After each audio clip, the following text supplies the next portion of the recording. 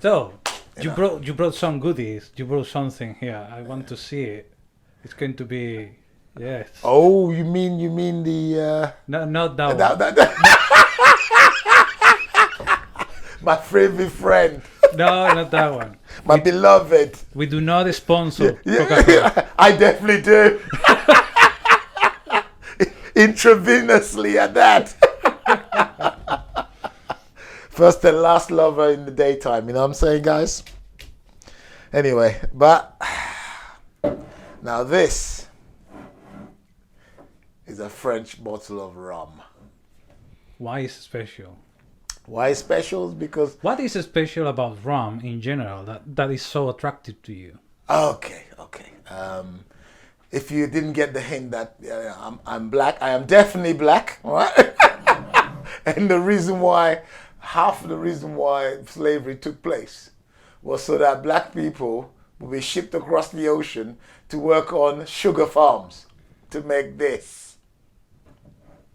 Wait, what? Mm-hmm. Okay. That's a surprise. I actually don't know. For a Well, Spaniard, at you're least- shocking me right now. You know At that? least I recognize my ignorance. Okay, let me explain. And I'm willing to learn. So I Okay. will shut up and let you speak. Which is quite actually. good. When Spain got across to South America, they When they discovered. finally arrive. When they discovered South America, Yeah. they discovered that sugarcane was a great supply of sweet stuff. Okay, and at one time, I think for a few long years, the sugar loaf was a more expensive than actual gold because it was so rare. Oh, Yeah. scarcity. Yeah, that's why it's called the sugar loaf. You know? Scarcity. Scarcity. Yeah, Because scarcity is a cousin of karma. because Spain was the only proponent of making it, and in making it, you know, having whipped all the poor old Indians into making it for them, they found that they were running out of supply of labor. You know, suddenly they started dying of diseases, and you know, and they didn't want to work there. We don't know why that happened. You know, so they thought, you know what, where can we go and get strong, more resilient labor that will produce this bloody product for us? And yeah, they had a ready supply in sub-Saharan Africa. So they were shipped across to produce the sugar. In producing the sugar, they also discovered that there was a slight penchant for alcohol amongst the mariners. Yeah, they'd go in, they would leave, Seville. Yeah, the great port of Seville. My city. Yeah, they would leave the great port of Seville with wine in the barrels or something that would last long. What's the cognac? Some version of cognac. What is it called? Ron Vaquero. What's it called in Spain? Brandy. Brandy. Some form of brandy.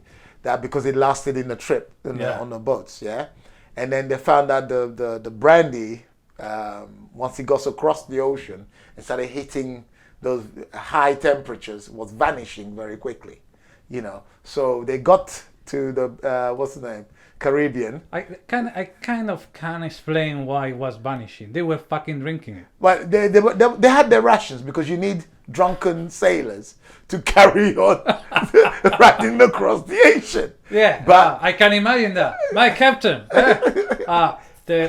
You won't believe it. The brandy is vanishing. that is true. But the high temperatures in the sea also made it quicker.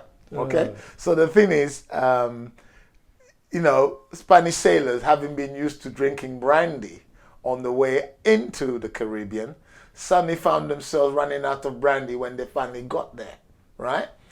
And they thought, okay, there's no grapes in the Caribbean. What can we make that tastes almost as good, and also we can take back with us on the way back? Because thirsty sailors lead to mutiny. All right? Oh, So they decided to produce That's the a key. alcohol, you know, called ron, R-O-N. And Spain realized that this thing also fermented a lot quicker than the normal wine-based or grape-based products in Europe. So this ron, you know, slavery made it possible. So for a long time, Spain was exporting rum across the world. Now, the English, being such wonderful neighbors, realized how badly the Spanish sailors were at navigating, discovered that, you know, Here we go. that's another story, but we're going to say a word. Yeah, we will get there. We will get there. They kept getting lost, you know. Yeah, yeah. So the British started, you know, stealing stuff from the Spanish. You know, it's like Spaniard suddenly stops at port. A British body goes, do you know the way to Cuba? Oh yeah, we do. Round the corner, mate. And then they go round the corner, and there'd be like Sir Francis Drake waiting for them, and you know, what's the word for it? Relieving them of their burdens. And then the English would say, "Oh, what's this? What is this dark drink in your barrels?"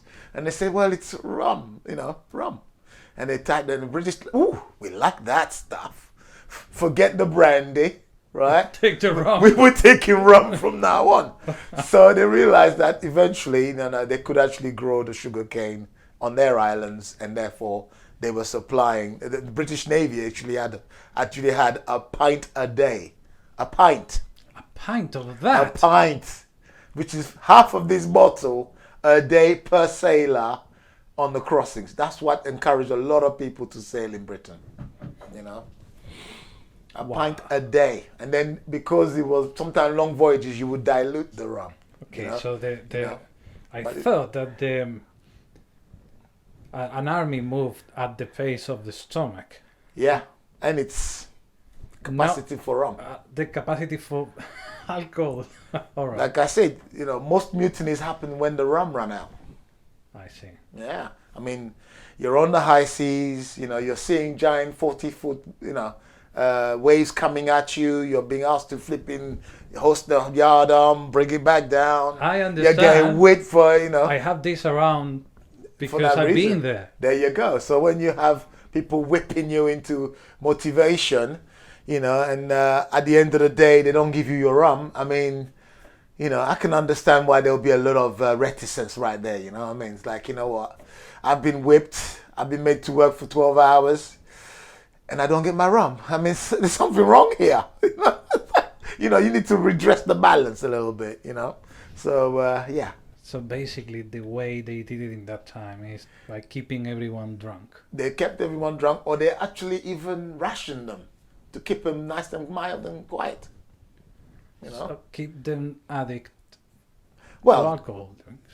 they had to be. I mean, come on. The conditions were atrocious. Yeah, water was You know? terrible. You know, water was a no-no for starters. Yeah, right? that's true. And in the high seas, you can't exactly store water. You know, for what reason? What would you carry water for? Yeah? Hi! I know you want me to go back to my country. Click subscribe, click like, and share the video, and you will probably succeed.